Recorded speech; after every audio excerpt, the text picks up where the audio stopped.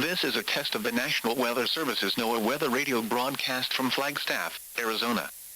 During potentially dangerous weather situations, specially built receivers are automatically activated to warn of the impending hazard. Tests of these receivers are normally conducted between the hours of 10 a.m. and noon Mountain Standard Time. If there is a threat of severe weather, this test will be postponed until the next fair weather day.